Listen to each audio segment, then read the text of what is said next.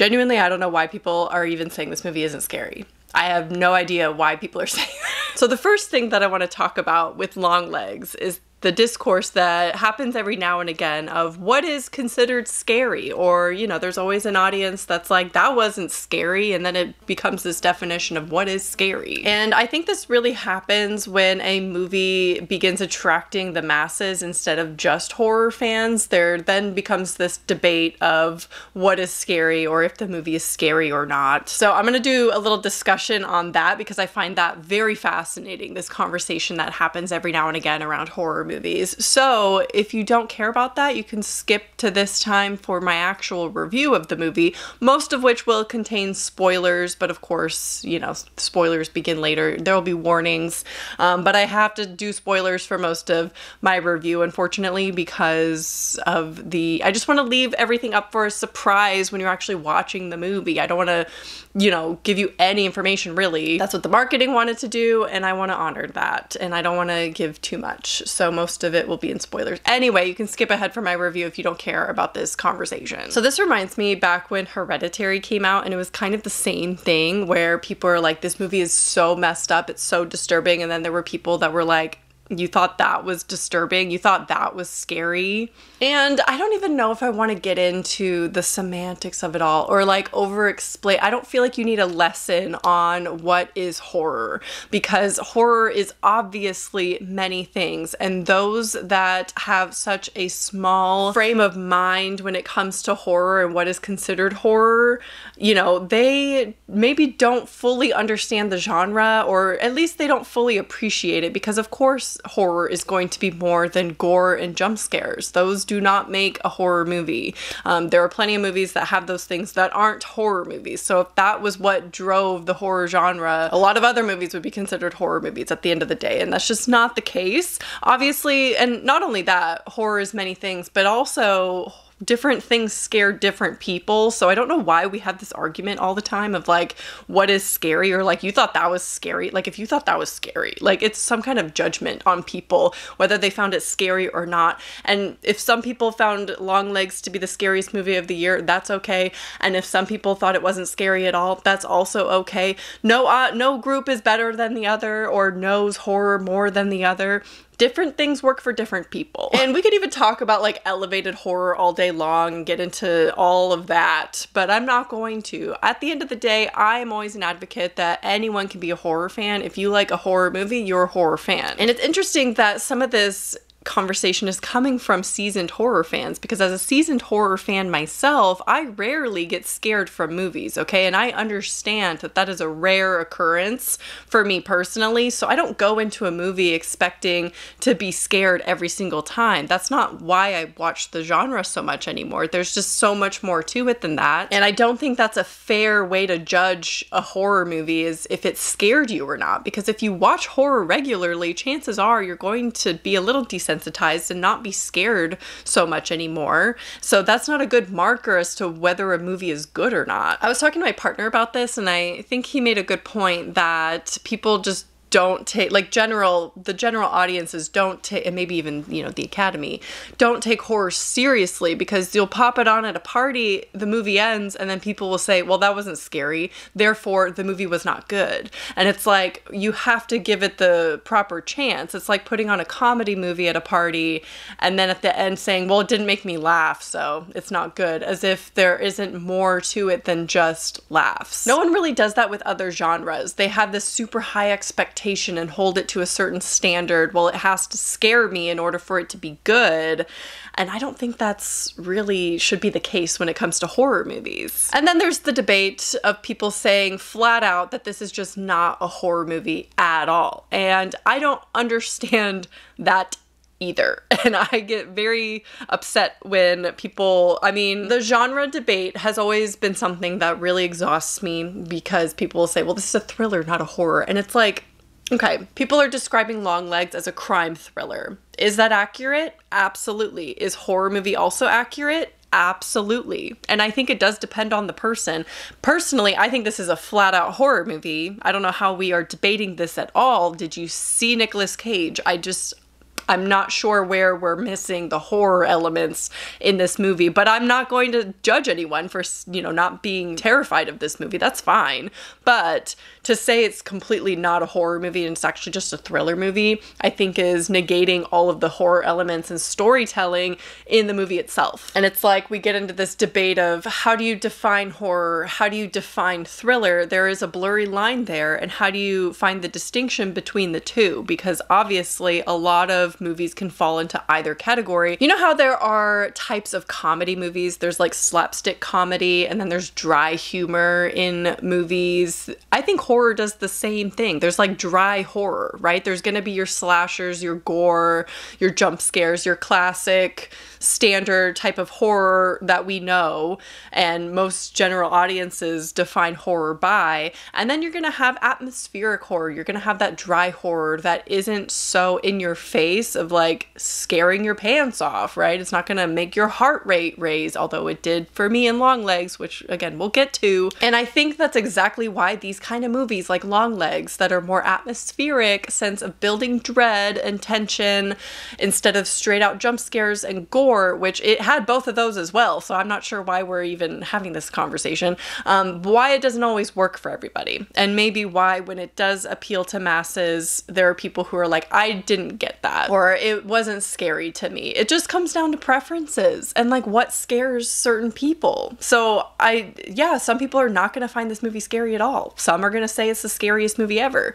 I'm not sure why we need to debate back and forth between whether or not one is correct, because they both can be right. Anyway, let's talk about Longlegs. Let's get into my actual review for it, because personally, scared pants off me, raised my heart rate. It terrified me, okay? FBI agent Lee Harker is assigned to an unsolved serial killer case that takes an unexpected turn, revealing evidence of the occult. Harker discovers a personal connection to the killer and must stop him before he strikes again. This movie was the weird... I don't even know where to begin. I think I have to start talking about Longlegs himself and Nicolas Cage's performance in this, because... dear Lord, that is obviously the best part of the movie. This is one of the most unique killers in a movie I have ever seen, and I want so much more, but yet I don't. Like, I don't need a sequel, I don't need a prequel, I don't need to know anything about the backstory of him. But at the same time, I like want more. Like, it's not enough. I just need to watch Longlegs again, I think, because there's something so hypnotic and haunting and captivating about Longlegs. Like, you cannot look away when he is on screen. It is so unsettling. And the first time we see Nicolas Cage in that opening scene, I didn't even know that was him. Like, I saw that photo being circulated around and I didn't think it was him. I didn't know that was Longlegs. And then we see him and it's like, oh my God. I have not been able to stop thinking about this movie, and it's one of those where I'm like, can I watch this again? Is it something that I'm going to be able to like subject myself to again? I was going on a walk outside with my daughter near the woods, and I was just thinking, what if Longlegs came out? Like, I was starting to freak myself out thinking about Longlegs while I was out on a walk with my daughter, and like, what if he just came out of the woods? Like that, I was just thinking about that. And so to me, the horror was really effective in that, because something about this killer is so unique and horrifying to me that I can't stop thinking about it. Longlegs will definitely be on the list of movies that have terrified me the most. And like I said, it's rare for me to actually feel fear or to be scared and to have that feeling after, and to be sitting in the dark and be terrified. Like, it's rare for me to feel that. So Nicolas Cage, to me, again, there's also this debate of, is he a good actor or not? Obviously he is. Has he had some bad projects in his past? Yes. And I think it had more to do with the writing than his performance. But I think Nick Cage is like his range is up there for me with like a Tilda Swinton or Alan Rickman. And yes, they've done better projects than Nicolas Cage. So maybe me making that comparison, or people are gonna be like, what the, but to me, I think his range lately has been so good. I've been very impressed by a lot of his projects lately. I really loved Pig, and I really loved Dream Scenario. That movie was wild, and I absolutely loved it. Him playing Longlegs, I can't look at him the same. Like, I will always see that and hear that in his voice when he acts in the future. I'll always be haunted by Longlegs. So I really love that this movie was set in the 90s. I feel like I've been saying for so long now, can we get something other than the 80s? And they finally listened and put this in the 90s. It was perfect. I loved it. This movie went somewhere that I was not expecting it to go. I was kind of expecting like the classic story of like Seven maybe, or Silence of the Lambs even, but it definitely went a different direction and wasn't what I expected. And I think that's another thing why people aren't liking this as much, is because it does go somewhere unexpected. And I liked it, but I do wish it explored it a little bit more, or like had a little bit more explanation for things happening. But the dread, the score, the atmosphere, the setting, I loved everything about this movie. All of it worked so well for me and made it so uncomfortable to watch in the best way. I've only given 3 other movies 5 stars this year, and none of them came from this year. So they were all older movies that I gave 5 stars, but Longlegs, you were my first 5-star of the year, so congratulations. Now, this movie is not perfect, but I cannot give this less than 5 stars. Like, it just does not feel right in my soul to give this a 4 or 4.5. It's just, I'm going on vibes, you know? I do have my criticisms for it, which are all going to be in spoilers, but just in general, this movie was so haunting and like hypnotizing. I think if a movie makes me feel terrified after the fact, not only in the theater, which is rare in itself, but also after the fact, and those feelings are lingering that long, yeah, I'm gonna give it 5 stars because it's so rare. I have to honor that. And with all of that being said, let's actually talk about my criticisms about the movie and get into spoilers. So these are all going to be spoilers moving forward. So the surprising element in this movie is the fact that it is a demonic movie.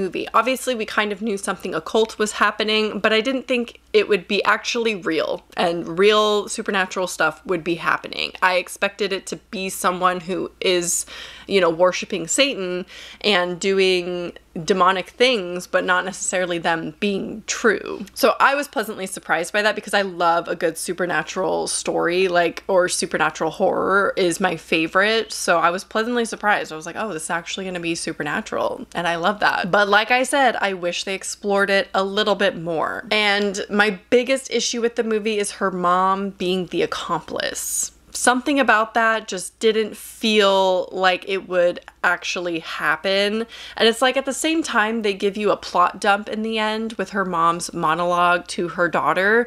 We're getting a lot of information in that scene. However, I feel like I still needed more. Like there are just other things that weren't explained that I felt like could have been expanded upon.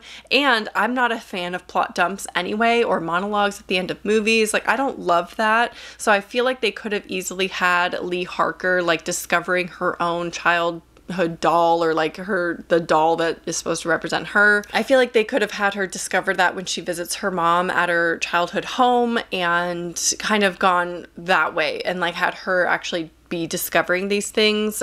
Instead, she didn't take part in the end as much as I wanted her to. It was basically her mom like carrying the story and like saying everything that happened. And maybe this can be explained and I'm just stupid, but the Longlegs killer chooses daughters who are born on the 14th, or families with daughters born on the 14th, which also was pretty wild because my daughter was born on December 14th. So I was like, and you know, the dads end up killing the families. Well, he chose a family that didn't have a dad, and they never really addressed Lee Harker's dad unless I missed something, but I'm pretty sure he just wasn't around. So that was kind of weird. Like, why, first of all, why did Longlegs choose that family? And then why did he go about letting them live, even though the mom was like making him a deal, like, I'll help you, I'll be your accomplice, just let my daughter live. Believable. But then that was the only time that ever happened. And this wasn't like the first kill either. Like, Longlegs had been a killer before their family. So I'm like, why did those things happen to them? I also wish they used her psychic ability more, or maybe expanded on that, because I thought, you know, with the doll having the silver ball and like her mom shoots it and then you see the black cloud of smoke leave Lee's head, I was like, oh, her psychic abilities are gone now.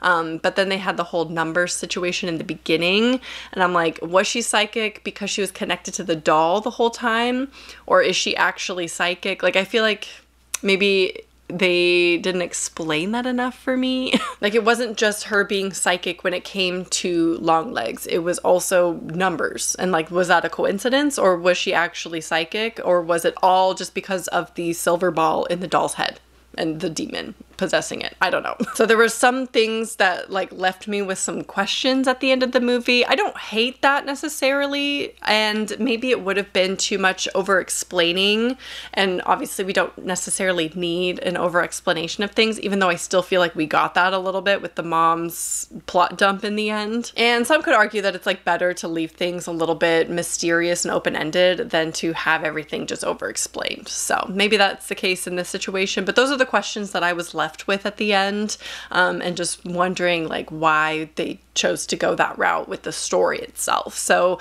to me, I loved the storytelling, but I do wish there was some like better explanation in the end instead of just a plot dump, or we got even more little clues along the way and Lee Harker was the one to discover it. Something like that would have been better, I think. But that's it, basically. That's all my criticisms I got for that movie. So other than that, it was definitely the scariest movie I have seen in a long time. It's been a while since I felt that fear, and with that, it's just the best movie of the year, probably. I think it's going to be my favorite of the year, which makes sense. It was my most anticipated. I avoided all of the marketing for this movie as well. I never called the phone number. I didn't look at the website. I just avoided everything. Basically, I didn't watch any trailers for it. I saw like one teaser where it gave you nothing, right? I would love to hear your thoughts on Longlegs. I feel like it's so fascinating when a movie like this comes out and then there's this discourse and this back and forth. I really enjoy it, so I would love to hear your thoughts and have some back and forth in the comments down below. I hope you enjoyed this video though, and I will talk to you soon. Bye.